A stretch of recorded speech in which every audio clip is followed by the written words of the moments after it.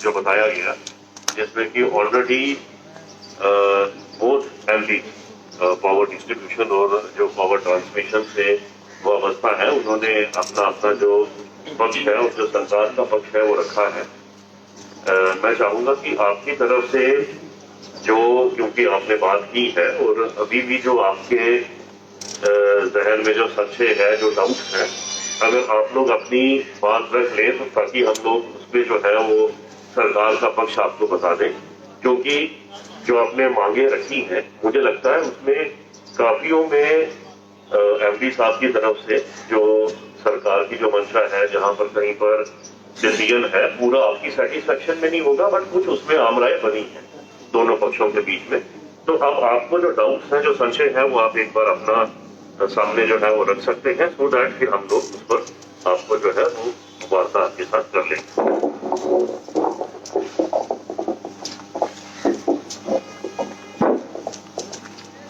Good evening to the respected dignitaries, जो government के representative यहाँ पे हमारे बीच में आए। पहले तो पूरी कोऑर्डिनेशन कमेटी और पावर एम्प्लॉयज आपका इसके लिए अभिवादन करते हैं। सर,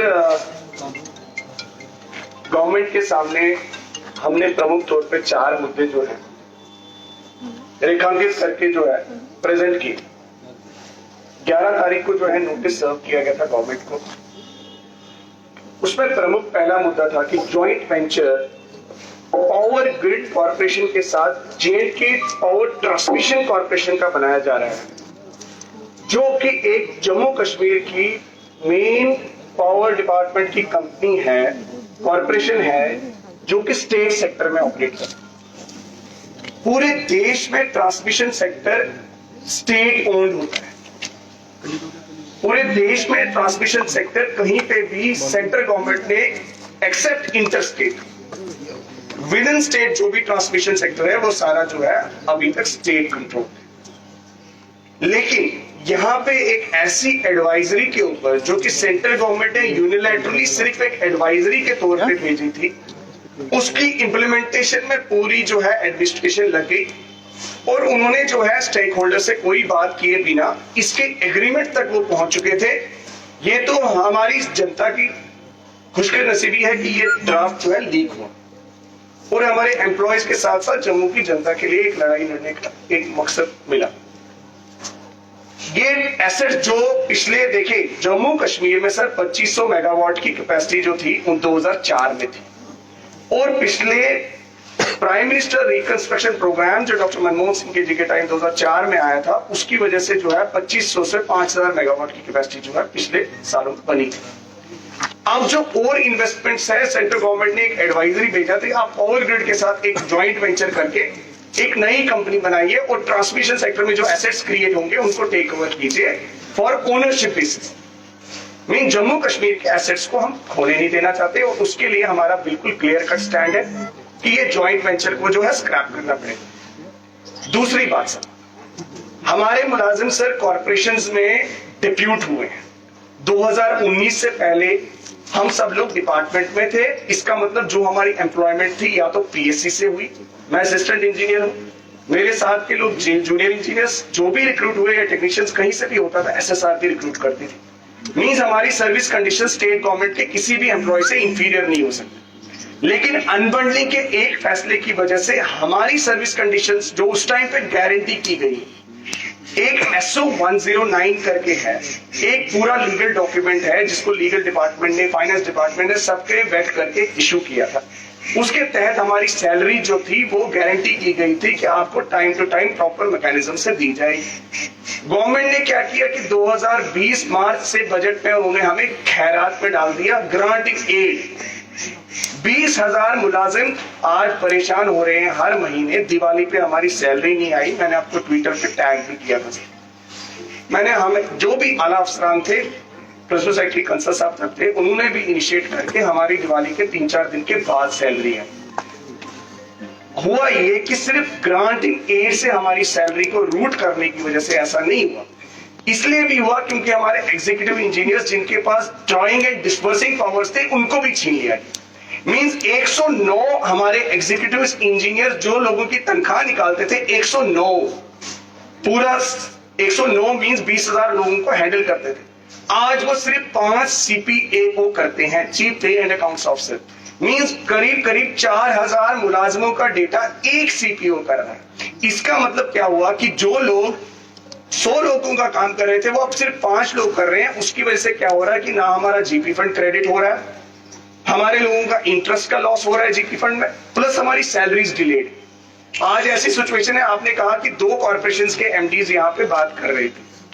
जो तीसरी कॉर्पोरेशन है और चौथी कॉर्पोरेशन है उसके MD साहब सुनील गुप्ता जी यहाँ बैठे हैं। इनकी सैलरी भी पिछले महीने की नहीं आई है because of this grant delayed. Sunil Gupta ji की सैलरी नहीं आई, इनका जो स्टाफ है ये किसको बोलेंगे? ये यूनियन को ही बोलेंगे सर। और 2 साल में ऐसा नहीं है हमने कि इसके ऊपर रिप्रेजेंटेशन नहीं की। आप कहते हैं ना हम एग्जीक्यूटिव ऑर्डर क्यों मांग रहे हैं फाइनेंस डिपार्टमेंट का? इसलिए मांग रहा हूं क्योंकि 2 साल से हमारे PDD ने 10 बारी ऊपर रिकमेंड करके भेज दिया और फाइनेंस डिपार्टमेंट ने सिर्फ अपनी जो है तानाशाही दिखाते हुए उसको टर्न डाउन किया, जबकि ये प्रैक्टिकल प्रॉब्लम है। तनख्वाह आप हमें दे रहे हैं, अगर डिले में दे रहे हैं उसका मैकेनिज्म सही करने की बात के लिए लड़ाई लड़ रहा हूं।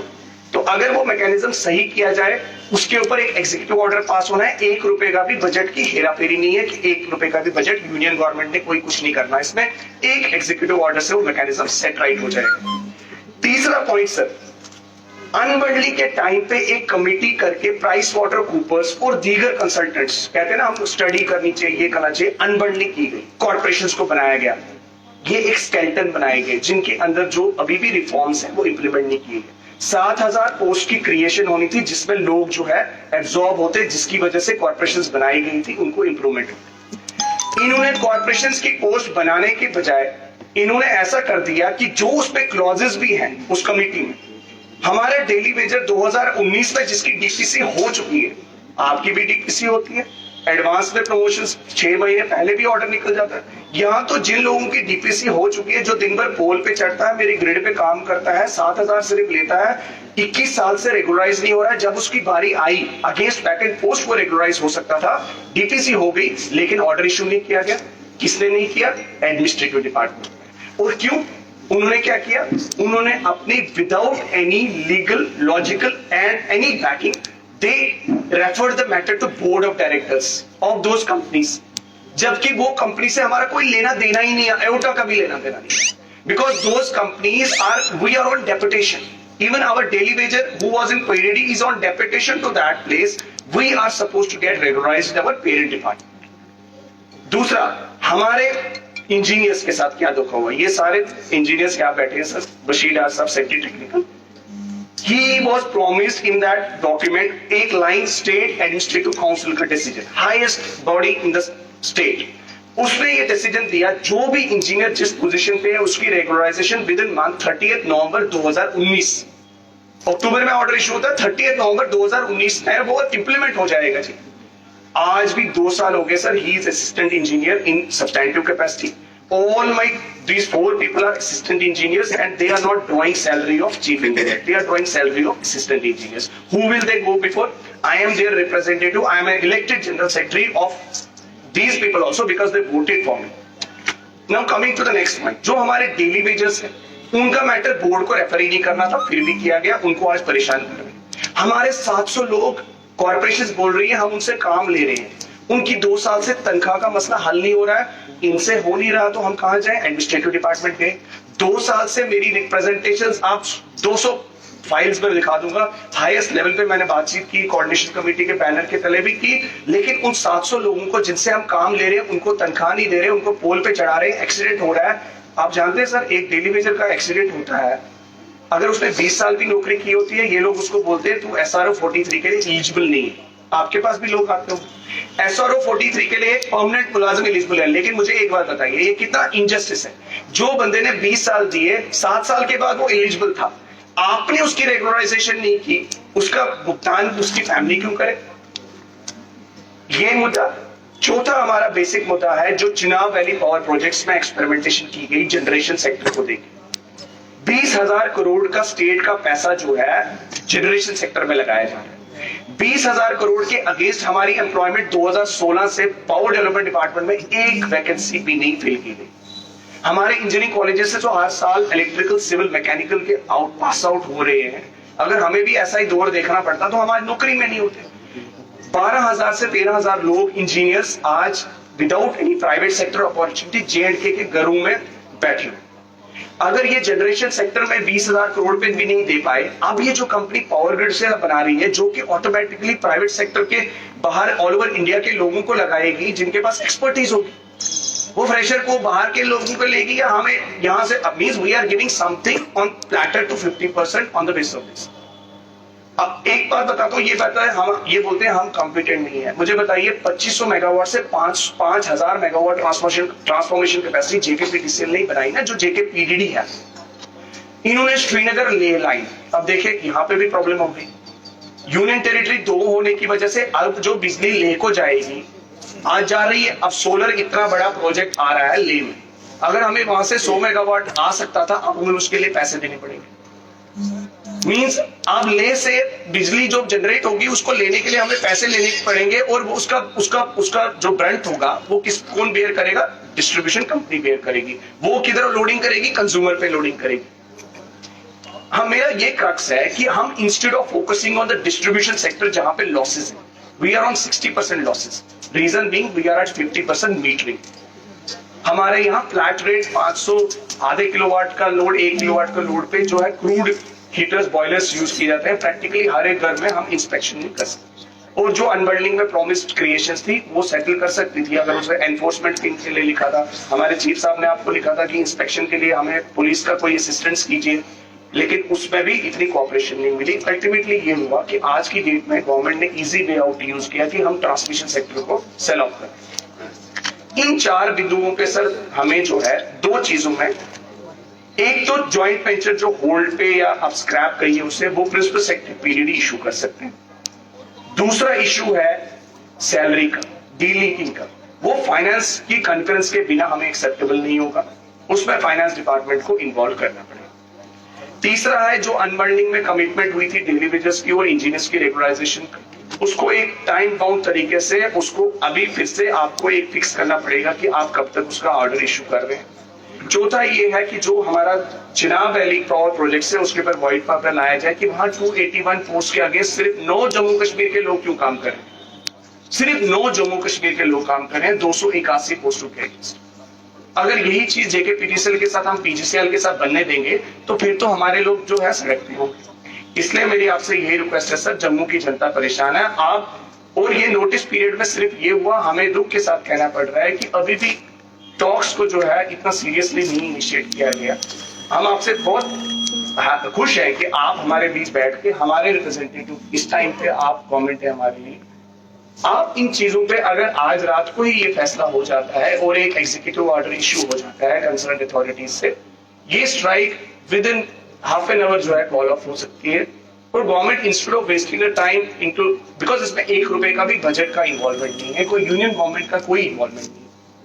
मैं आई थिंक मेरी तरफ से तो मैंने पूरा सबमिशन किया है सर, और हम लोग जो बहुत ही पीसफुल तरीके से चल रहे हैं। देखिए पावर हर जगह चल रही है, आपके भी फीडर चल रहे होंगे, जो पावर बंद हुई है वो बिकॉज ऑफ द फॉल्ट्स हुई है, मेरे लोग दुखी हैं, उनको रेस्टोर वो नहीं करेंगे। बाकी आपके पास टाइम है, आप कल तक कर लीजिए, कल शाम तक कर लीजिए, कोई बात नहीं।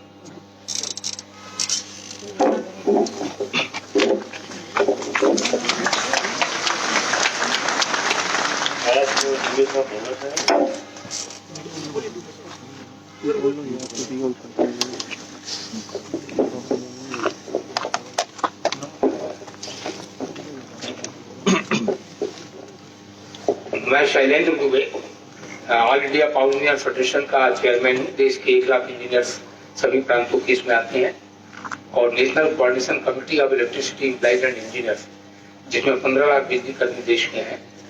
तो यहाँ पर वर्क बायकॉट होने के बाद मैं आया हूँ, और मेरा एकमात्र उद्देश्य यह है, I am with the power employee, I am with the common citizens of the Jammu and Kashmir, I am with the government of Jammu and Kashmir. तो मेरा एकमात्र उद्देश्य ये है कि ये रिजॉल्व हो, और बहुत ही अच्छे ढंग से सचिन ने सारे मामले को रख दिया है, 1 पैसे का भी फाइनेंशियल बर्डन इसमें नहीं। और जहाँ तक पहले पॉइंट का मामला है, पावर ग्रिड कॉर्पोरेशन के साथ और स्टेट की ट्रांसमिशन यूटिलिटी के साथ ये ज्वाइंट वेंचर का अभी जो एडवाइजरी रूट सर्कुलेट हुआ है, ये सितंबर के महीने हुआ है, ओनली 2 months बैक।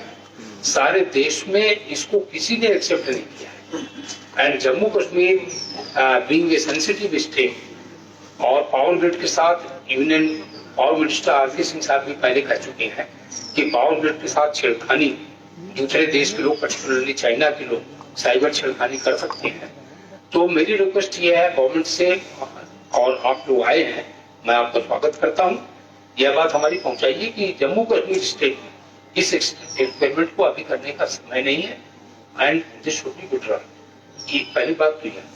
दूसरी बात, यह जो भी कर्मचारी है, यह गवर्नमेंट के एम्प्लॉय, कॉर्पोरेशन में they all are working on deputation. इसके पहले ऐसा केवल उड़ीसा में हुआ था, ओएसईबी था, उड़ीसा स्टेट इलेक्ट्रिसिटी बोर्ड। तो Orissa state electricity board was the only electricity board in the country जहां पर जो कर्मचारी काम करते थे वो गवर्नमेंट एम्प्लॉइज थे और सब डेपुटेशन का काम करते थे। तो इस प्रकार का जैसी चीज ये आई है, क्या है, ग्रांट इन, तो ऐसी चीज तो उड़ीसा में भी नहीं थी।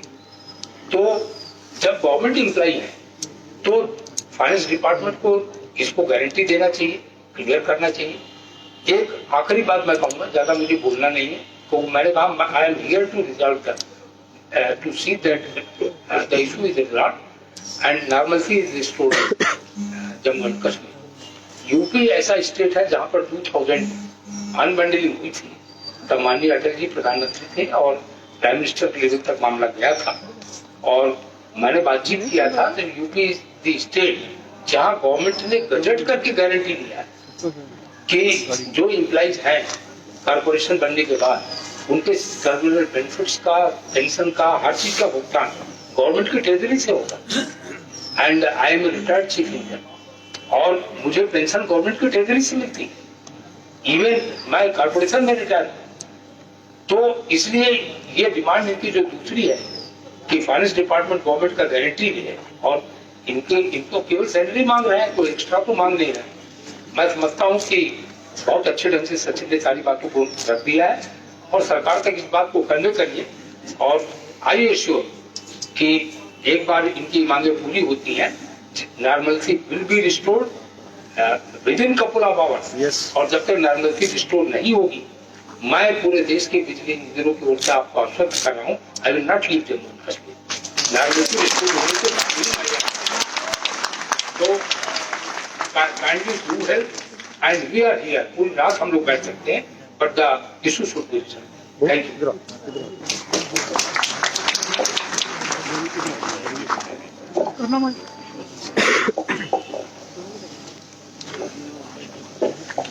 इसको थोड़ा टाइट जी। चलिए, मैं समझता हूँ अभी तक आपने बहुत माहौल में अपनी बात पूरी रखी है, और जो देखिए जो पूरे बिंदु यहाँ पर डिस्कस हुए, मैं जस्ट आपको एक बैकग्राउंड देना चाहूंगा कि जिसके क्रम में आज प्रशासन यहाँ पर आया है आपसे वार्ता करने। बैकग्राउंड देखिए, एक हमें समझना पड़ेगा। आपने म्यूचुअल डिस्कशन अभी सुनी सभी की, और जो बिंदु डिस्कस हुए वो सभी ने सुने होंगे कि वो कई उसमें बिंदु जो है वो तकनीकी पहलू है, तकनीकी बिंदु है, और कुछ नीतिगत उसमें जो है वो फैसले लेने की आवश्यकता है। कई ऐसे जो फैसले रहते हैं वो हमें ये भी समझने की जरूरत है कि on a drop of a hat हम लोग एक मंच पर वो फैसले लेना संभव नहीं है। उसके लिए एक प्रक्रिया है, एक डायलॉग की प्रक्रिया है, एक उसमें नीतिगत अगर जो बिंदु है तो उस पर एक विचार करके, उस पर डायलॉग करके सही फैसला लेने की जरूरत है, क्योंकि पहलू बहुत जो है वो तकनीकी है। मैं ये जस्ट आपसे ये इसकी भूमिका ये देना चाह रहा हूँ कि जब ये अनबंडलिंग हुई है, आपने खुद ही जिक्र किया कि उस समय पर भी कंसल्टेंसी इंगेज की गई, उस समय पर भी सभी पहलुओं को जो है वो रखा गया होगा, उनको कलमबद्ध किया गया होगा, एक उसका पूरा एक डॉक्यूमेंट बनाया गया होगा, और कुछ आम जो पॉइंट्स पर जिस पर आम राय बनी होगी सभी पक्षों की, उसको उस हिसाब से एंडोर्स करके एक डॉक्यूमेंट के फॉर्म में बनाया गया होगा। अब उसमें कौन से हम लोग जो है हम लोग फैसले ले चुके हैं, कौन से अभी इश्यूज पेंडिंग है, उनको किस तरीके से रिजॉल्व करना है, उसके लिए मैं फिर जो है आपसे गुजारिश करूंगा कि उसके लिए सही फोरम, सही मंच और सही तरीके की आवश्यकता जरूर है। एसेंशियल सर्विसेज को डिसरप्ट करके आप अगर बोले कि सीधे फैसला और ऑर्डर अभी पकड़ा दिया जाए तो उसमें एक अगेन जो है उसमें एक उसको पहलू, हर एक पहलू उसका पक्ष समझने की जरूरत है। तो इसके लिए जो एमडी साहब ने पहले भी आपसे जो है पूरे बिंदुओं पर जो है वो सरकार का पक्ष रखा है। मैं सिर्फ इतना कहना चाहूंगा बिफोर टेक्निकल पॉइंट्स पर एमडी साहब अपना जवाब दें, रादर जो हमारी दोनों कॉर्पोरेशन के एमडी साहब अपना जवाब दें, कि हम लोगों को देखना है कि ये कोविड के समय में और विंटर के इस समय में जो पब्लिक एट लार्ज है लोगों को भी दुश्वारियां ना हो। हम लोग डायलॉग का सिलसिला इसीलिए सरकार में बनाया जाता है कि दोनों पक्ष बैठे, there can be a joint working group. Joint working group एक समय सीमा तय कर सकता है, कुछ दिनों की समय सीमा, जिसके तहत सभी बिंदुओं पर हम लोग म्यूचुअली डिस्कस करके जो है एक आम राय बना सकते हैं। स्टडी कर सकते हैं कि 2 साल पहले जब ये अनबंडलिंग का डिसीजन हुआ तो उस समय पर क्या क्या जो है वो फैसले लिए गए थे, क्या क्या एश्योरेंसेस दी गई थी और उसके तहत कहां कहां पर हम लोगों ने अचीव किया है और कहां कहां पर अभी आगे कार्रवाई करने की जरूरत है। इसको बहुत फौरी तौर पर कि एकदम अभी ही फैसला दे दिया जाए या हाथ में कागज दे दिया जाए, इस तरीके से इन टेक्निकल इश्यूज को, पॉलिसी इश्यूज को हम लोग ना डिस्कस करें। समय जरूर दिया जाए, ज्वाइंट वर्किंग ग्रुप डायलॉग उस माध्यम को ना छोड़ा जाए और जो मैं समझता हूं एसेंशियल सर्विसेज डिस्टर्ब करके that to power supply which is quite essential, वो बहुत कारगर तरीका नहीं है ऐसे पहलुओं को सुलझाने के लिए। जो आपने बिंदु रखे उसमें मैं गुजारिश करूंगा एमडी साहब को कुछ ऐसी नई चीज ऐड करनी है जो आपके साथ अभी सुबह तक वार्ता पे नई जो है वो पक्ष रख पाए हो, तो वो जरूर अपनी जो है बात रखें सो दैट वी कैन।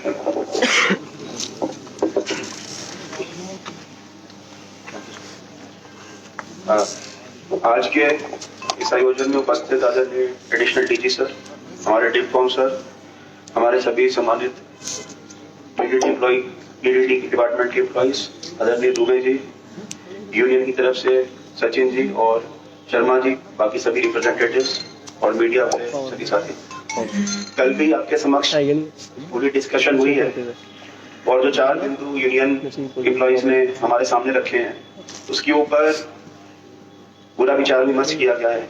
और देखिए जो फैसला हो रहा है वो फैसला एक ऑल इंडिया पॉलिसी और एक ऑल इंडिया फ्रेमवर्क के अंदर और एक फ्यूचर प्लानिंग के साथ साथ कि भी हमें जो गवर्नमेंट ऑफ J&K की ये कमिटमेंट है कि 24/7 इलेक्ट्रिसिटी हर एक हाउस होल्ड में, हर एक जगह पे, दूर दराज के गाँव में पहुंचानी है with in the next coming few years, उसको मद्देनजर रखते हुए किया। इसके संदर्भ में जो बातें उठी हैं, बेसिकली 4 पॉइंट उठे हैं जो सचिन जी ने अभी उल्लेख किया है। एक एक करके सभी पॉइंट्स को कवर करते हैं। पहला पॉइंट है कि जो जॉइंट वेंचर जिसकी बात हो रही है Jammu Kashmir power transmission company limited और power grid corporation of India limited के बीच में, उसमें मैंने कल भी कहा था गवर्नमेंट बिल्कुल क्लियर है कि इसको होल्ड पे रखा जाएगा। इसमें आपकी मांग को स्वीकार किया गया है। अभी ये डेलिब्रेशन स्टेज में था, कोई फॉर्मल ऑर्डर जारी नहीं हुआ, इसलिए स्क्रैपिंग टेक्निकली वो स्क्रैपिंग की आवश्यकता ही नहीं, उसको होल्ड पे रख दिया, it means it is inactive. और उसके अंदर जितने भी इश्यूज हैं जिसके ऊपर हमें चिंता है, आपको चिंता है, जो डिस्कशंस में आए हैं उसको एक राउंड टेबल पर डिस्कस किया जाएगा। आपके स्टेक होल्डर रहेंगे, हमारे गवर्नमेंट के सभी डिपार्टमेंट के लोग रहेंगे, एक्सपर्ट्स रहेंगे और जो एक जिनका जो कंसेंसस बनेगा उसके हिसाब से आगे बढ़ा जाएगा। उसका टाइम फ्रेम अगर सेट करने की बात है तो उसको टाइम फ्रेम भी हम सेट कर सकते हैं depending on technicalities, that is except in a way. जो दूसरी बात है कि जो सर्विस कंडीशंस वाली बार बार ये जिक्र किया जा रहा है, इस चीज को भी मैंने कल बहुत एम्फसिस से बताया था। बार बार ये जिक्र किया जा रहा है कि भी कोई भी एम्प्लॉय की सर्विस उसके डिसएडवांटेज पर वेरी नहीं की जाएगी। मैं ये बात आपको आश्वस्त करता हूं, किसी भी तरह का आपको रिटर्न उसमें आश्वासन चाहिए, हम आज भी देने को तैयार हैं कि इसमें कोई भी गवर्नमेंट एम्प्लॉय ऊपर से लेकर हमारे PTL नीड बेस्ड वर्कर, जितने भी एम्प्लॉइज हैं, किसी की भी कंडीशन ऑफ सर्विस या उनको जो बेनिफिट मिलते हैं या सैलरी मिलती है उसमें कोई भी किसी भी प्रकार की कमी नहीं की जाएगी। ये इस चीज को आप इसको हम रिटर्न कमिटमेंट में देने को तैयार हैं और ये हम कल भी बोल कर रहे हैं और ये एक गवर्नमेंट ऑर्डर भी है। ये बात जरूर है कि कहीं कहीं पर डिलेज हुए हैं, जैसे कुछ केसेस आप बता रहे हैं कि भी सैलरी का डिले हुआ है, इस चीज को इसमें कोई दो राय नहीं है, पर गवर्नमेंट इस चीज में प्रतिबद्ध है, कमिटेड है कि ये जो डिलेज हुए हैं इसके जो कारण है उसको भी एक म्यूचुअल कन्वीनियंट टाइम फ्रेम से हम उसको लिस्ट आउट करेंगे और सबको सॉल्व करेंगे। हमने आपको पर्सनल कमिटमेंट दी, हम रिटर्न भी कमिटमेंट दे रहे हैं। तो मैं इस मंच के माध्यम से ये कहना चाहूंगा कि ये कहना गलत है कि भी हमारी कोई सर्विस कंडीशन हमारे डिसएडवांटेज में जा रही है, this is not a fact, बल्कि सबकी सर्विस कंडीशंस आर सिक्योर्ड, सबकी सैलरी सिक्योर्ड है, सबकी वर्क कंडीशन सिक्योर्ड है, we are ready to give an writing. And इसमें अगर आपको कोई लगता है कि कहीं पर प्रोसीजरल डिले हो रहा है, we are always there to sort it out and इसमें सरकार आपको पूरी मदद करने को तैयार। नंबर 1। नंबर 2, जो एक एग्जीक्यूटिव ऑर्डर की बात की जा रही है जो फाइनेंस डिपार्टमेंट से जारी करवाने की, वो एक बहुत टेक्निकल इशू है जिसमें बहुत इम्प्लीकेशंस हैं, क्योंकि ये बात मैं सभी मुलाजिमों से कन्वे करना चाहता हूं कि जो मुलाजिम होता है और हम सब गवर्नमेंट एम्प्लॉइज हैं, कॉर्पोरेशन में भी है, अब गवर्नमेंट एम्प्लॉइज हैं, इस चीज को हम ना भूलें। परंतु कुछ टेक्निकलिटीज होती है, वो टेक्निकलिटीज ऐसे ओवरनाइट, जैसे कि डिफकॉम सर ने बहुत अच्छे से बताया, बिना मंथन के, बिना एनालिसिस के, बिना मल्टीपल डिपार्टमेंट्स के इनपुट के उसको ओवरनाइट चेंज किया जाना संभव नहीं है। अगर आप उस कंडीशन को इस टाइप का ग्राउंड बना रहे हैं तो हम समझते हैं कि वो अनरीजनेबल है। इसको कहने पे हमें कोई संकोच नहीं है, क्योंकि जो सैलरी है वो आपको टाइमली मिले, वो आपकी पूरी मेंटेन रहे जैसे पहले थी, उसकी गारंटी हम आपको रिटर्न में देने को तैयार है। ये मैं मंच के माध्यम से घोषणा करना चाहूँ। Point number 3। पॉइंट नंबर 4, कि जो आपने इशू उठाया पीडीएल्स, नीड बेस्ड वर्कर्स, इसके अंदर काफी ज्यादा कॉम्प्लिकेशंस हैं, इस बात में कोई दो राय नहीं है। इसको बहुत गंभीरता से उच्च स्तर पर लिया गया है और मैंने आपको एक टाइमलाइन कल भी दी थी। इसके अंदर जो प्रमोशंस के इश्यूज है उसमें गवर्नमेंट ने इन प्रिंसिपल मतलब अप्रूवल दिया है और इसके फॉर्मल ऑर्डर्स जारी करने में हम आपको एक टाइम फ्रेम निर्धारित करके विद इन फ्यू डेज की बात है, ये इसको हम कर सकते हैं। ये भी हम रिटर्न करने को तैयार हैं।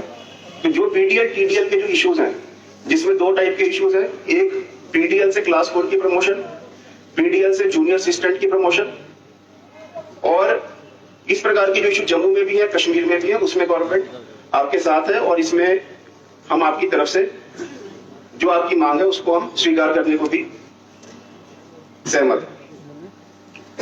इसके अलावा जो लास्ट इशू आ रहा था वो इशू था चिनाब वैली के अंदर जो सर्विस कंडीशंस हैं, उसको भी गवर्नमेंट ने बहुत सीरियस नोट लिया है और उसके अंदर भी एक लिमिटेड टाइम फ्रेम में जो एक आपके साथ ही बैठ के हम ड्राफ्ट करेंगे।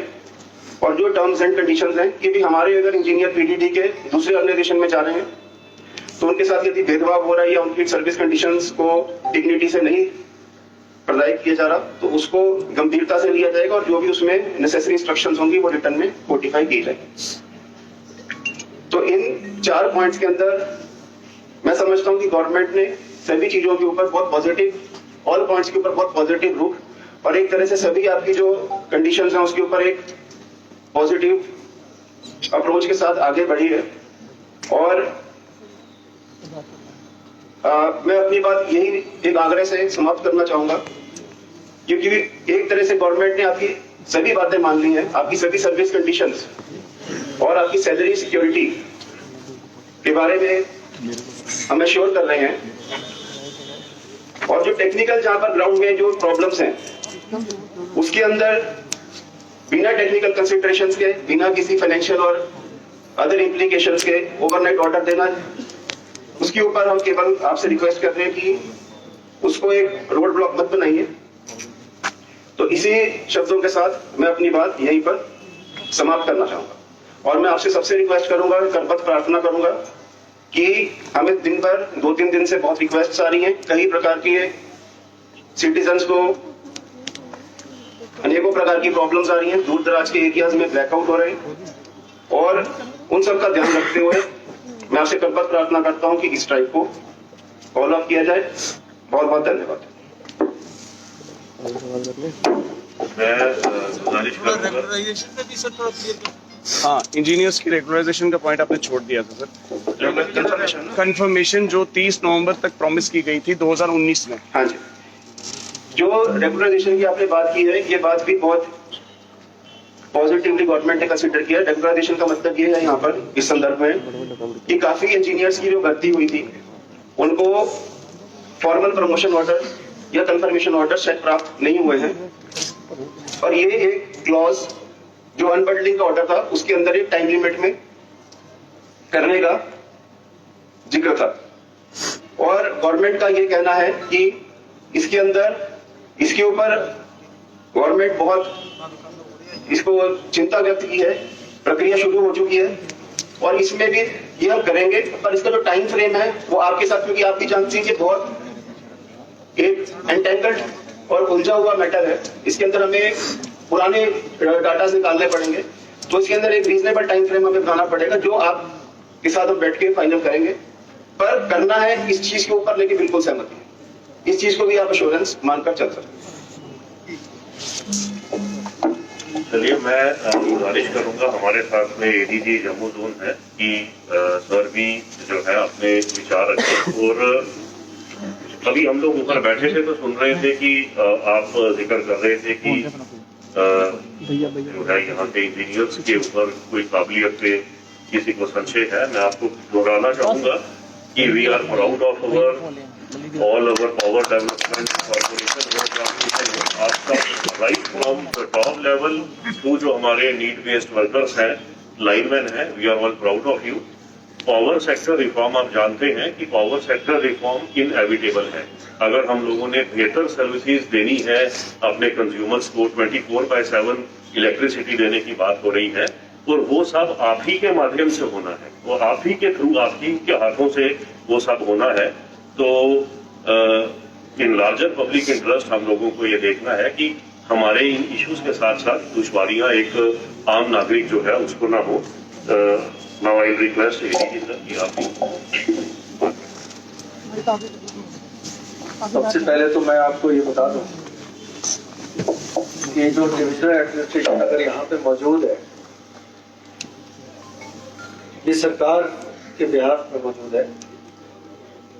जो बातें आपसे एमडी साहब ने अभी की है, ये हमारी कल भी मीटिंग हुई थी, आज भी मीटिंग हुई थी, ये सरकार और हम सब उस जगह पे मौजूद थे, सबके बीच में डिस्कशन की बात है। तो ऐसा नहीं है कि एमडी साहब ने कोई बात की है तो अपने लेवल पे की, ये सरकार की बातें, ये सरकार की बातें आपके सामने रख रहे हैं। और जो भी इन्होंने कहा इसकी तस्दीक हम दोनों करते हैं, क्योंकि हम सब इस मीटिंग का हिस्सा है। कुछ परेशानियां आपकी हैं, कुछ जेन्युइन है, आपने कहा ये बात सही है कि अगर तनख्वाह लेट मिली तो नहीं मिलनी चाहिए। कुछ लोगों की भी परेशानियां हैं, और हम ये चाहते हैं कि दोनों की परेशानी, आपकी भी परेशानी कम हो, लोगों की भी परेशानी कम हो, और यही हमारा काम है। हमारी कोशिश हमेशा ये रहती है कि किसी भी तबके को कोई भी परेशानी ना हो, चाहे वो सर्विस रिलेटेड मैटर हो, चाहे लोगों की बिजली प्रोविजन की बात हो। इन दोनों मसलों को सॉल्व करना हमारा काम है। पिछले 1-2 दिन से काफी कॉल्स आ रहे हैं, काफी डिस्ट्रेस कॉल्स भी आ रहे हैं। कई जगह जहां बिजली की सप्लाई होनी चाहिए थी नहीं पहुंची है। कुछ रूमर्स भी इधर उधर फैल रहे हैं कि फलाने की डेथ होगी वगैरह, ये कुछ रूमर्स गलत है। मेरी गुजारिश ये है कि आप इन रूमर्स पे ध्यान ना दें, और जो बातें आपको कही गई है, अगर जैसे कि डिविजनल कमिश्नर साहब ने कहा कि कुछ नीति वाली बातें हैं, जो पॉलिसी मैटर्स हैं, उसमें थोड़ा टाइम लगता है, मतलब उसके जाके कागज पे दस्तखत करने से बात नहीं बनती है। तो वो एक कमेटी का गठन जो होना है वो हो जाए, और आपकी तरफ से एक टाइम फ्रेम फिक्स हो, महीने का हो, 2 महीने का हो, 3 महीने का, जो भी आपको रीजनेबल लगता हो, क्योंकि आप सब इसी सिस्टम में हैं, आपको पता है सिस्टम कैसे चलता है और गवर्नमेंट की पॉलिसीज को कितना वक्त लगता है किस तरह से मॉडिफाई होने में। तो उसी हिसाब से आप अपने एक जो आपके नुमाइंदे होंगे कमेटी में, वो एक रीजनेबल टाइम फ्रेम पे हमारे साथ बैठे और सरकार आपके साथ बैठ के ये सारे मसले पे जो एमडी साहब ने ऑलरेडी कह दिया है, इन पे हम बात कर लेंगे। और कोई भी ऐसा मसला नहीं है जो हल ना हो सके। मेरी तरफ से और मैं सरकार की तरफ से भी आपको आश्वासन दे रहा हूँ कि सभी मसलों पे विचार होगा। कुछ मसलों पे ऑलरेडी विचार होके हल भी निकाल लिया गया है, कुछ मसले जो है जो जिसमें थोड़ा वक्त लगेगा वो हम मिल बैठ के हल कर सकते हैं। काफी वक्त हो गया है, मेरे ख्याल से आपको भी पता है, आपके भी घर वालों को हो सकता है परेशानी हो रही हो कि बिजली नहीं आ रही है। आपके अपने घरों में हो सकता है, जरूरी नहीं है कि सबके घर में बिजली आ रही है। नहीं आ रही है हमारे घरों तो मेरी आपसे गुजारिश है कि आप सब जो है हमारी बात को, सरकार की बात मानते हुए आप पुनर्विचार करें और ये स्ट्राइक वापस लें ताकि सभी की जिंदगी वापस नॉर्मल ट्रैक पे आ सके। Thank you.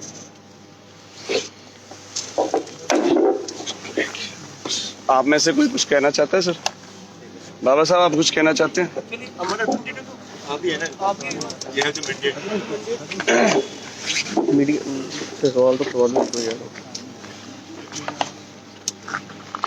जनता को हमने इस जो हमारी स्ट्रगल है उसका पार्ट बनाया है। उसका एक सर प्रॉपर प्रोसीजर फॉलो किया गया 2019 से। 2020 से मैं इलेक्टेड रिप्रेजेंटेटिव हूँ। पिछले पूरे एक साल में इन सभी बिंदुओं पे, जैसे ये अनबंडलिंग की बात की गई, इसका एक जो डॉक्यूमेंट है वहां क्लॉज क्लियर कट है। We are on deputation, our salaries are guaranteed by the government. नया कोई क्लॉज बनाना नहीं है। जब क्लॉज गारंटीड है तो मैकेनिज्म ऑफ डिसबर्समेंट सिर्फ चेंज करने में क्या दिक्कत है? सैलरीज को लेकर 370 को हटाने के बाद तब तक पूरे देश में कॉर्पोरेटाइजेशन हो चुकी थी, लेकिन उस टाइम के हालात को फायदा उठा के विद मिनिमम कंसल्टेटिव प्रोसेस ये डिसीजन लिया गया। लेकिन वहां पे भी सर्विस राइट्स को गारंटी किया गया along with the defined benefits. चाबी भैया को GPF salary will be routed throughout the deputation of those people. अगर क्लॉज प्रोविजन है, एक एग्जीक्यूटिव ऑर्डर जिसको फाइनेंस डिपार्टमेंट ने पिछले 2 साल से स्टक किया हुआ, the file is already with them. What new we have to do to convince them? We took this mode of agitation after failing on all fronts, and that too we have not given a sudden call. We have waited for nearly 7 days for somebody to initiate the talks. When the work boycott started, then the talks started, almost 1 day prior to that. The government itself was on the notice period. Despite considering the emergent situation, the talks were held at a very delayed stage. Moreover, the mandate of the people who were assigned the talks, we do not find that they were abreast of the issue. Still, they are not abreast of the issue. I have serious reservations about the way the talks have been conducted. Excelsior has reported this consecutively on the 2 days on the front page of the newspaper, and the government is coming to talks at 4:35 p.m. with no concrete proposal in the form of executive orders. Salary में 1 भी रुपया financial implication का नहीं involve है sir. Salary का 1 भी रुपया, क्योंकि सर मैं जूनियर इंजीनियर भी रहा हूं, 30 रुपए महीने का मिलता है फिक्स्ड अलाउंस, 30 रुपए। हमने उसके लिए कभी स्ट्राइक नहीं की, पूरे महीने का सिर्फ 30 रुपए। हमने स्ट्राइक आज इसलिए की, 2 साल से मेरे एमडी साहब असिस्टेंट इंजीनियर से रिक्वेस्ट कर रहे हैं कि मेरे को रेगुलराइज कर दिया जाए। जो मेरे 2004 के रिटायरीज हैं वो मुझे रोज फोन कर करके परेशान है। गवर्नमेंट ने 2 साल से कुछ नहीं किया। हमने लगातार डेमोक्रेटिक वे से अप्रोच करते हैं। आपने मेरे आर्टिकल्स भी शायद एक्सेल्शियर में पढ़े होंगे, एडिटोरियल पेज पे तक मेरे को जगह मिली। और क्या मीडियम अडॉप्ट किया जाता है सर कि इन चीजों को हाईलाइट किया जाए? न्यूज़पेपर्स की कटिंग्स आप देखिए, जेके ईगा का नाम शायद आपने भी सुना होगा। जेके ईगा ने कितनी बारी पिछले 2 साल में इसको डेमोक्रेटिकली रेज किया। मेरे पीडीएल जब सफर किए 2 साल सर, आपके डिवकॉम के ऑफिस के बाहर उन्होंने कपड़े भी खोल के प्रदर्शन किया। जिनकी डीपीसी हो चुकी है उनके ऑर्डर अगर इशू नहीं किए गए, सरकार ने कान बंद कर लिए, उसमें तो कोई टेक्निकलिटीज तो थी नहीं। अगर डीपीसी कोई करता है जो एम्पावर्ड है, इसका मतलब वो एम्पावर्ड ही नहीं था, फिर डीपीसी की क्यों उन्होंने? अगर गवर्नमेंट ने डिलेइंग एप्टीट्यूड ही अडॉप्ट करना था, फिर डीपीसी क्यों की? मैं ये पूछना चाहता हूं, एक मेरा बहुत ही जहनी सवाल जो मुझे तंग करता है। अभी द्विवेदी साहब या कोई भी आईएएस या आईपीएस ऑफिसर, केएस या केपीएस ऑफिसर, जिसका कि ग्रेड ड्यू होता है, एक प्रमोशन ड्यू होती है, उसको रेगुलर बेसिस पे इन एडवांस उसका ऑर्डर इशू किया जाता है। क्या गुनाह किया मेरे चीफ इंजीनियर ने, जिसने 35 साल की नौकरी की, ये भी मान लिया कि कोई 5 साल 10 साल वाला आईएएस ऑफिसर भी आके एमडी की पोजीशन पे लेके बैठ जाए और वो बंदा जो है एक ही तनख्वाह पे ले और फिर भी न करे? ये बहुत ही बुनियादी सवाल सर, हमने आज तक स्ट्राइक नहीं की। जब मेरे एसेट्स यहां से पावर ग्रिड को देने की बात की जा रही है, आप कह रहे हैं रिफॉर्म्स की बात, डिस्ट्रीब्यूशन में मीटरिंग कीजिए ना। पावर ग्रिड को बोलिए घर घर जाके मीटर लगाए। मैंने पहले भी क्राउड से कहा था, हम यहाँ पे कोई सियासत नहीं कर रहे, please refrain from clapping on my any words. I am requesting you again. मैं ये कह रहा हूं सर, देखिए हो क्या रहा है, ट्रांसमिशन सेक्टर जिसमें कि 1% भी लॉसेस नहीं है, लेकिन हमें क्या होगा, उसका कॉस्ट बेयर करना पड़ेगा अगर एक कंपनी बन जाती है। दूसरा ये कि डिस्ट्रीब्यूशन सेक्टर रील करता रहेगा। 5000 मेगावाट की कैपेसिटी, क्या आप 10,000 मेगावाट भी ऐड कर लेंगे ना, अगर आप डिस्ट्रीब्यूशन को 50% मीटरिंग पे छोड़ेंगे, क्योंकि वो मुश्किल सेक्टर है। घर में जाके पोल लगाना किसी के घर के पास, वो बहुत मुश्किल काम है। सरकार सीरियस नहीं है रिफॉर्म्स को लेके, इसलिए हम आहत हैं। चिनाब वैली पावर प्रोजेक्ट्स में जनरेशन में इतने डिलेज हो रही हैं प्रोजेक्ट्स में, लेकिन हमें इनकम्पिटेंट ही बोला जा रहा है, क्योंकि तभी तो जॉइंट वेंचर किया जा रहा है ना। हम प्लेटर पे किसी को कुछ दे नहीं वाले सर। अब ये बात तो साफ है, सरकार ऑलरेडी नोटिस पीरियड पे थी। सरकार हाथ पे गवर्नमेंट एग्जीक्यूटिव ऑर्डर जिसमें कि 1 रुपए का भी फाइनेंशियल इम्प्लीकेशन इन्वॉल्व नहीं है, वो कभी करके फाइनेंस डिपार्टमेंट की हाई लेवल मीटिंग करके इतने दिन से जहां पब्लिक त्राहिमाम कर रही है, एक ऑन इट्स ओन, मैं अभी भी कहना चाहता हूं, जैसे आपने कहा लोग परेशान हैं, लेकिन मैं अभी भी कहता हूं, ये हमारे बगल में ग्रिड स्टेशन है सर, ये हमारे बगल में रिसीविंग स्टेशन है, सारे फीडर चल रहे हैं, यहाँ कोई पुलिस नहीं है जो इसको कंट्रोल कर रही। हमने कोई डिस्ट्रप्शन नहीं की, लेकिन मेरे एम्प्लॉयज के साथ क्या हो रहा है, ग्रिड स्टेशन में, रिसीविंग स्टेशन में पुलिस जो है जा रही है, तहसीलदार जा रहे हैं, नायब तहसीलदार जा रहे हैं, कहीं कॉलेज के बच्चों को आप भेज रहे हैं, प्लीज उसका रेफरेन कीजिए। कॉलेज के बच्चों के साथ एक्सीडेंट होगा तो आप लोग और मुसीबत में पड़ जाएंगे। दूसरा, जो पुलिस वाले या कोई फीडर ऑन करेगा, मेरा एम्प्लॉय जो फॉल्टी फीडर पे कहीं बैठा होगा, अगर उसके साथ कोई हादसा होता है, प्लीज उसका भी ध्यान रख लीजिए। और अभी जो है नॉर्मल सी, ऑलमोस्ट 50-60% नॉर्मल सी चल रही है।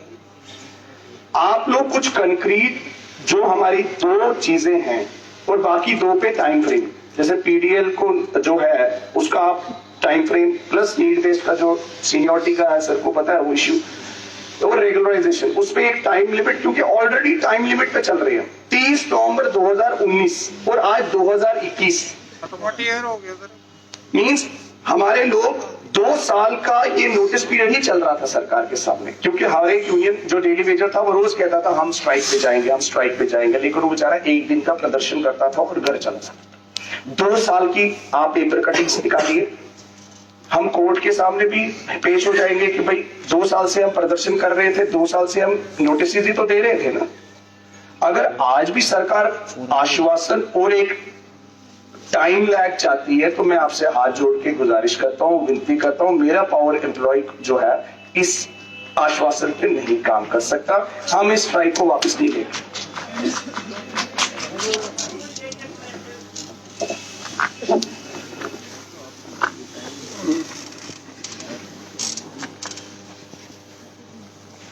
we'll get back to you. Thank you sir. 4 में से 2 बातों पर तो इन्होंने कही दिया है, जो शुरू की 2 बातें हैं। जैसे मैंने आपको रिक्वेस्ट किया, ये पावर ग्रिड के साथ ये गवर्नमेंट को कोई ऑर्डर इसी से अगर माइक कर अनिल माइक पकड़ो बेटा कौन तो गवर्नमेंट को गवर्नमेंट हेल्प करना चाहता है तो और ये गवर्नमेंट एम्प्लॉय है, गवर्नमेंट इनको इनके पेंशन की गारंटी के सर जेब में जाके बेटा कौन पकड़ के जेब सचिन हाँ जी सर, आप तो कह रहे हैं कि गारंटी गवर्नमेंट ले आपको जो फंड नहीं ऑर्डर उसका कर अब बोलिए दुबे साहब, आपकी बात का पूरा सम्मान है। आपने बोला सैलरी की गारंटी गवर्नमेंट लेगा, जो पहले थी, पहले बेनिफिट थे। एक ऑर्डर से करें जी, मैकेनिज्म चेंज करना पड़ेगा। ये अलग मैकेनिज्म चेंज करना अलग चीज है, सैलरी और बेनिफिट्स की गारंटी लेना अलग चीज। वो ऑलरेडी डिफाइंड है सर। अगर आप सैलरी की प्लीज मेरे को हाँ जी सर। 2000 आपका जो पॉइंट था, आपने कहा सैलरी की गारंटी, बेनिफिट की गारंटी, वो ऑर्डर है, उसका 100% पालन होगा। ये मैं सबके सामने खुले मंच पर बोला। इस पे अगर आप संतुष्ट हैं तो आप नहीं, मैं कह रहा हूँ गवर्नमेंट ट्रेजरी से क्यों नहीं इनको सैलरी सर, क्योंकि एक अगर उस पे सर फिर लंबा डिबेट है, क्योंकि उसमें बहुत रेगुलेशन सेंट्रल गवर्नमेंट की भी है, सेंट्रल गवर्नमेंट सैलरी अनबंडलिंग और ये सब पूरा चीजें जो थी। नहीं कोई रेगुलेशन। अगर आप सैलरी की बात कर रहे हैं और आप कह रहे हैं कि सर्विस कंडीशंस इनकी डिसएडवांटेज, सैलरी फ्रॉम ट्रेजरी हाँ सर ट्रेजरी गवर्नमेंट से एम्प्लॉई सैलरी ट्रेजरी से आकर हमें कॉर्पोरेशन को मिलती है, कॉर्पोरेशन आके इनको देती है। ठीक है सर, अगर वो कह रहे हैं कि भी हमें ये मेथड है, गवर्नमेंट का मेथड है और इसकी गारंटी की टाइमली मिलेगी, वो मैं दे रहा हूँ सबके सामने खुले मंच पर। मेरा सबमिशन है, जब एक पैसे का भी इसमें एक्स्ट्रा बर्डन नहीं है, आप तैयार हैं तो एक बार जरा इस पर विचार करिए। और सचिन ने बहुत सिंप्लीफाई करके बात हो रही थी। सर जो आप बताइए, जो सैलरी पर आपने बात की थी वो तो मैंने बता दिया। नहीं, मेरा तो केवल यही है, ट्रेजरी से इनको मिलनी चाहिए, ग्रांट मिल रही है, नहीं ग्रांट इन एड मिल रही है और उसका रिपरकशन सामने आ रहा है। मैं थोड़ा मीडिया को रीथिंक करिए बात को। देखिए सर, 1 सेकंड का अगर आप टाइम ले लें तो मैं आपको क्लियर कर दूं, क्योंकि आपने आगे रिप्रेजेंट करना। आपने कहा मैं सरकार का नुमाइंदा होकर आया हूं यहाँ पे। SO 109 गवर्नमेंट का एक लिखित ऑर्डर है जिसमें लीगल, फाइनेंस और सारे डिपार्टमेंट्स इन्वॉल्व थे। उसका ऑर्डर कहता है the deputation of the employee shall be governed as per standard terms and conditions of deputation as defined in Jammu and Kashmir civil service regulations as amended from time to time. Mean जो हमारी सारी जो service ये benefits हैं, चाहे वो salary है, CSR के अकॉर्डिंगली रेगुलेट है। ठीक है, इसका मतलब we can not have a different pay mechanism as compare to other government employees. नहीं, why? Second, the liability on account of monthly salary allowances will be provided by the government for which necessary provision will be kept in annual budget। मुझे बताइए, जब सरकार अपने ही order को executive order में गलत पेश करके हमारे लोगों को स्ट्राइक पे मजबूर करने पे 2 साल के बाद कर रही है, उसके इलाज के बिना कोई स्ट्राइक वापस नहीं। मैं इसका आंसर दे देता हूँ ताकि सबके सामने फैक्ट क्लियर रहे। सर आपने जो पॉइंट बोला एक मिनट दिखाइए, मैं भी उसको पढ़ लूँ। कौन सा पॉइंट बोला? लास्ट में जो आपने बेसिकली, मैं सरल शब्दों में बोलूंगा, इन्होंने कहा है कि जितनी सैलरी और बेनिफिट्स होने चाहिए उसका बजट में प्रोविजन होना चाहिए। अब मैं आपको सबके सामने यही बताना चाहूंगा, जो ग्रांट होती है, जो कॉर्पोरेशन को मिलती है, जिससे आपकी सैलरी जाती है, वो एक एस्टिमेट से जाती है और उसका प्रोविजन पूरे ग्रांट का साल भर का बजट में होता है, तभी वो हमें ग्रांट मिलती है। तो ये बात भी फुलफिल हो गई। अब वो मैकेनिज्म गवर्नमेंट का यही है कि वो जो जब खजाने से पैसा निकलता है, मान लीजिए 100 रुपए खजाने से निकलेगा कॉर्पोरेशन के नाम पर, तो उसमें मान लीजिए हमने बोला कि 100 रुपए में 50 रुपए हमारी एम्प्लॉय की सैलरी है, जो पूरे साल भर का है, वो बजट में अप्रूव होता है, वो खजाने से ही निकलता है, वो ग्रांट हमें मिलेगी, फिर हम उसमें से आगे आपको देंगे। सर मैं बात कर मेरा सबमिशन ये है कि जो लैंग्वेज आप चाहते हैं, बिल्कुल आप वो लैंग्वेज लिख के दे दीजिए। और आप वो दिन में भी डिस्कस हुआ है, एग्जीक्यूटिव ऑर्डर उस पर पास करना पड़ेगा। मैं एक दिन बात नहीं, आप वो लैंग्वेज लिख के दे दीजिए, आप उस पर रीथिंक करिए। वी आर हियर आप लिख के सर मैं एक क्लियर करना चाहता हूँ। ग्रांट इन एड में पूरे जम्मू कश्मीर की जो भी पावर डिपार्टमेंट की रिक्वायरमेंट है मेंटेनेंस को लेकर, स्टेडियम तो लाइट लगा मेंटेनेंस फंड्स, जो भी इंफ्रास्ट्रक्चर को लेके रिक्वायरमेंट्स होती हैं फंड्स की, वो इंक्लूडेड होती है। क्या किसी भी विभाग में, क्या कोई भी डिपार्टमेंट जो है अदर देन दिस कॉर्पोरेशन, जो भी मुलाजिम है स्टेट गवर्नमेंट के, क्या कहीं पे लिंक होता है वो चीज? मींस अगर आप सैलरी लेते हैं बीकॉम साहब, एडीजी साहब, या कोई भी जो गवर्नमेंट का मुलाजिम है, क्या जो डिविजनल कमिश्नर के पास पूरा इंफ्रास्ट्रक्चर के लिए अपग्रेडेशन का पैसा आता है, क्या उसी में से सैलरी थोड़ी होती है sir? You have a special grant नहीं मैं कहूंगा, you have a specific head for the salary.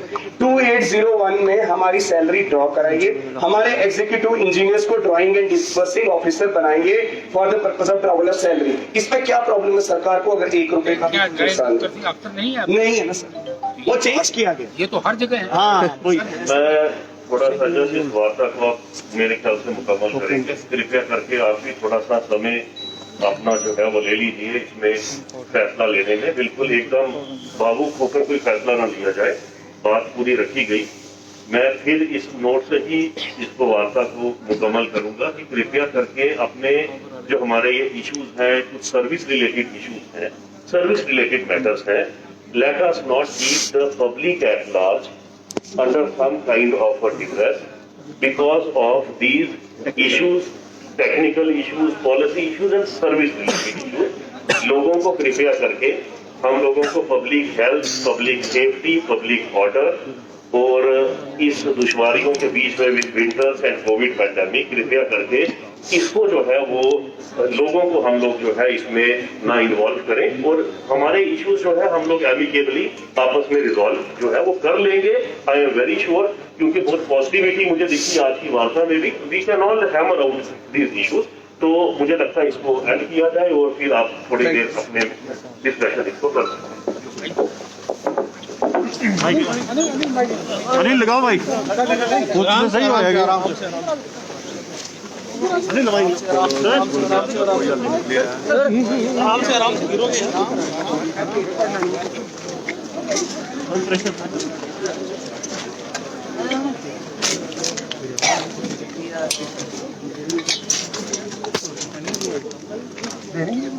ना बोलिए, पूछ लेते क्या है। अनिल भाई किधर ये सचिन जी से सचिन अमित अमित इधर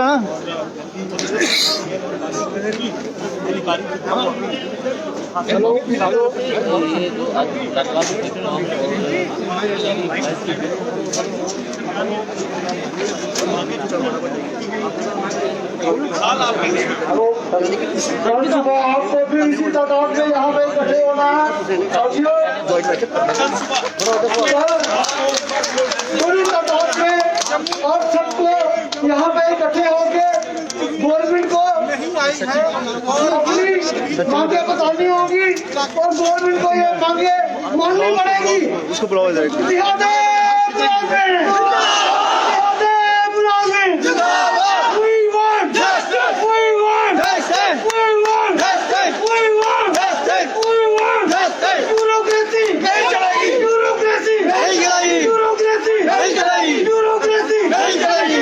आपकी स्ट्राइक खत्म हुई है नहीं?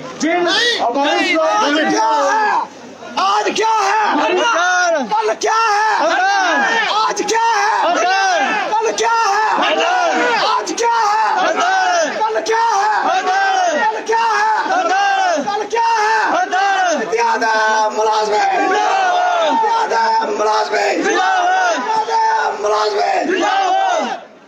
तो यहाँ से यही खबर है कि इस पूरी बैठक के बाद भी ये स्ट्राइक जो है ये खत्म नहीं हुई है। अगर आपके घर में पत्ती गुल है, इस समय अंधेरा है, तो अंधेरा ही रहने वाला है, क्योंकि कोई भी वार्ता